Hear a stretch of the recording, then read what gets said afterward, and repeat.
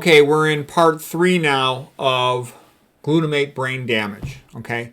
And part 3 is good. I'm going to build on, again, more of the physiology, and then part 4 is sort of the highlight of the talk. It's going to be 5 total parts on brain damage with glutamate. And again, I think the part you're going to like the best is part 4. But this background information is going to make you solid on glutamate. And again, you just hit the print screen button if you want to save any of these pictures or slides, so you'll be able to, you might want to keep them if you're interested in the subject. Because we're going into a lot of kind of advanced stuff, but it's kind of interesting, okay? So now we're going to talk about a little bit more about what happens when glutamate binds to the postsynaptic neuron. It'll bind to the AMPA receptor. That's called ionotropic. Ionotropic means an ion. It lets ions in. An ion is a charged particle. So the AMPA receptor and the NMDA receptor are ionotropic, meaning they let ions in.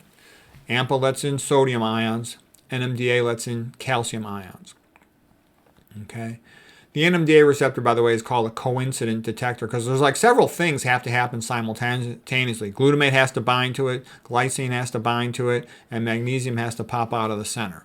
There's even more things that happen with it, but that's all we need to know. Okay, there's also something called metabotropic. By the way, ionotropic, just opening up a channel, letting an ion in, that's very fast. But then there's something called metabotropic, metabolic type glutamate receptors. And these involve several proteins as part of a pathway.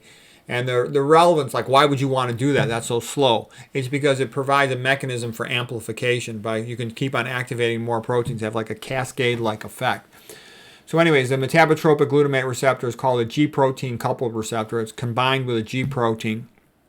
And this one will activate, like phospholipase C. That'll cleave what is called PIP2 into diacylglyceride and into IP3. IP3 is this molecule, inositol trisphosphate with 3 phosphates on it. And that activates release of calcium from the endoplasmic reticulum. So this is a way to more quickly get more calcium into the cytoplasm in situations where you might want that. There's also another channel on the endoplasmic reticulum called the ryanodine channel, and that also lets calcium come out of the endoplasmic reticulum. So we're not going to get into this much right now, but in other lectures I sometimes go into that, and in the future I intend to talk about more and more sophisticated detail of neuronal function. These things are important for learning, for memory, for good things that you want your brain cells to do. Okay, the elevated calcium activates something called calmodulin. We're not going to get into all that stuff, but I just wanted you to be aware there's more to it. There's always more to it in neurophysiology, but the important thing is to know what really matters. What really matters is this cytoplasm calcium concentration. And then we talked about how you need ATP versus coupling. This is active transport coupled to ATP right here at the potassium sodium ATP pump. And the energy generated from this is coupled to the NACA exchanger. And then you use ATPs to pump calcium back into the endoplasmic reticulum to pump calcium out through the plasma membrane calcium ATPase. Okay, so all that ATP means you got to have good mitochondrial function. Just a little bit of other stuff I'm going to show you. We're not going to get into this much, but you do have something called a TRPC3 calcium channels. And these are related to exercise and learning and brain-derived neurotropic growth factor. So there are good reasons to let more calcium in under certain circumstances, under normal circumstances. So just be aware of there's such a thing as a TRPC3 channel. Okay. There's also something called a TRPV1 vanilloid channel, which is a fancy name. And that one gets more like into pain sensitization. This is the calcium channel related to capsaicin, which can be very painful, like from hot peppers, volatile organic chemicals, like I talked about, from smelling nail polish or other things, paint. They can activate this channel right here. Excessive heat can activate it. Alcohol can do it. EMF can do it. So we're not going to talk too much about this channel on the current lecture, but just so you've heard of it, such a thing does exist.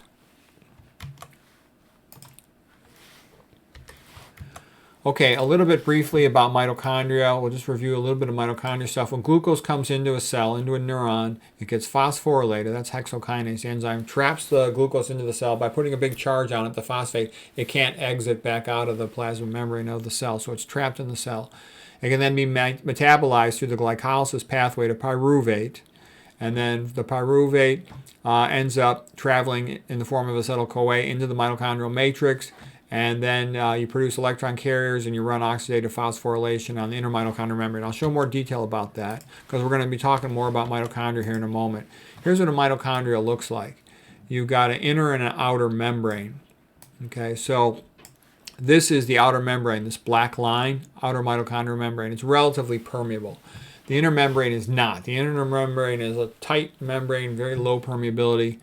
Inside the center, the yellow stuff, that's the mitochondrial matrix. So the green line is the inner mitochondrial membrane. Okay, and it's got these little enfoldings called cristae, and there's a reason for that.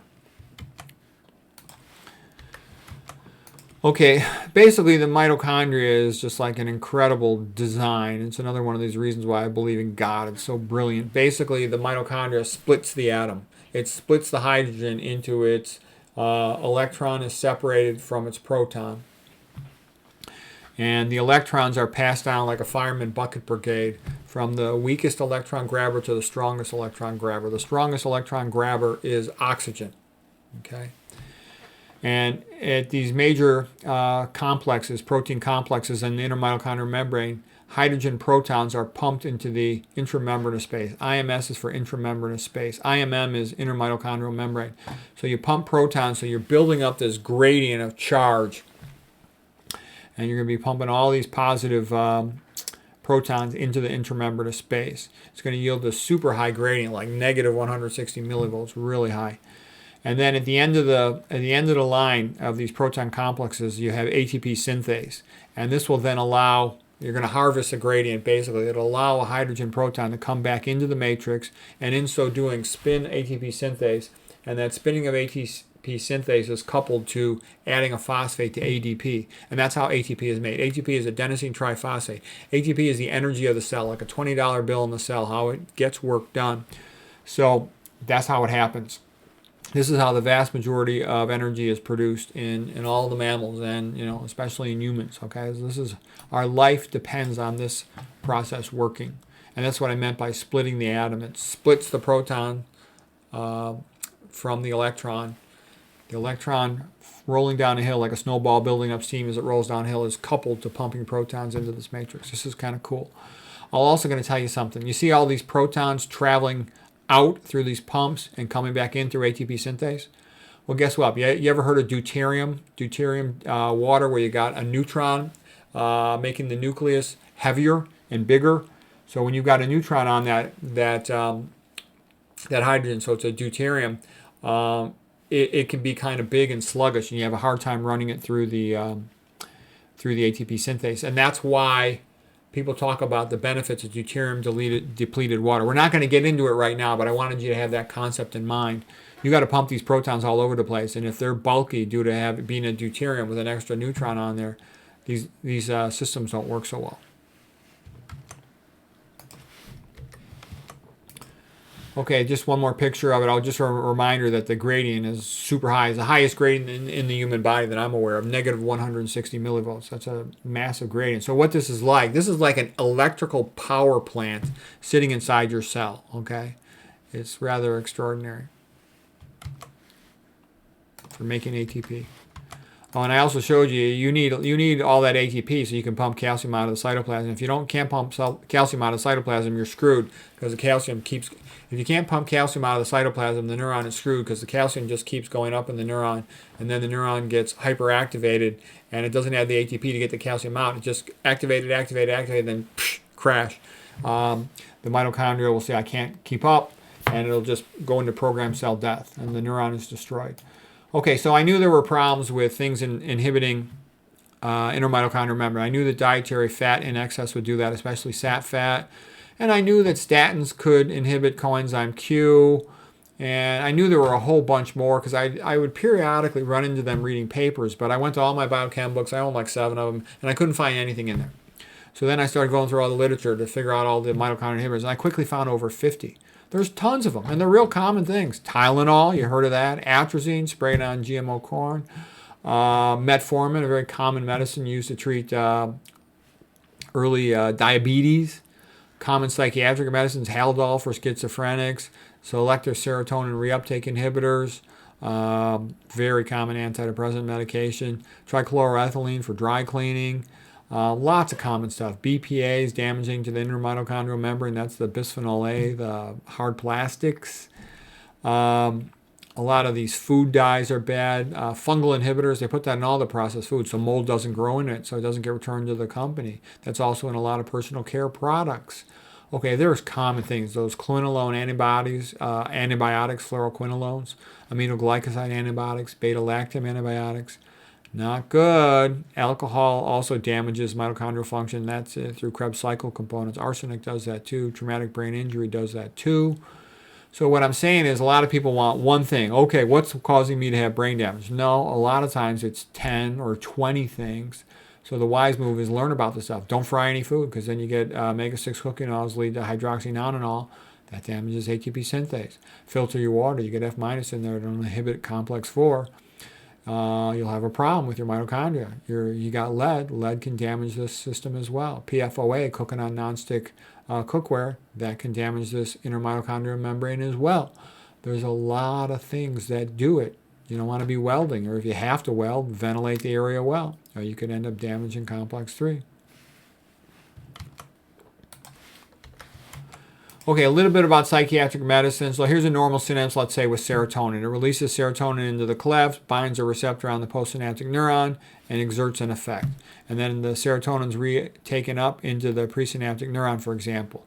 The antidepressant medicine, selective serotonin reuptake inhibitor, will inhibit this. And it sounds wonderful. If we inhibit the reuptake, you get more serotonin in the synapse, and the person's happier. That's the theory.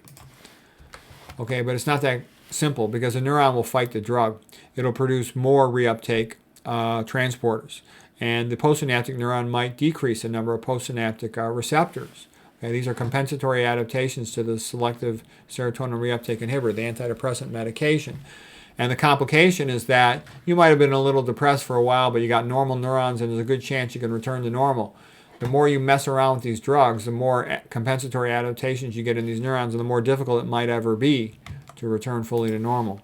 Some of the famous psychiatrists who study this in great detail point out that all these antidepressants end up gradually, slowly causing a lobotomy. And a lot of these neuron synapses are more complicated. There's multiple inputs from different neurons, different neurotransmitters, and it's like a big symphony. And you can't mess around with it. Trying to mess around with these SSRI drugs are like sledgehammers. And so that's my joke. You go to a modern psychiatrist, and what's your choice of treatments? You can get chemical lobotomy with these psychiatric medications. You can go and be sent for a surgical lobotomy, or you can have electroshock and get an electrical lobotomy, or you can run for your life and learn how to keep yourself healthy. Okay, so that's the end of part 3. Hope that was helpful.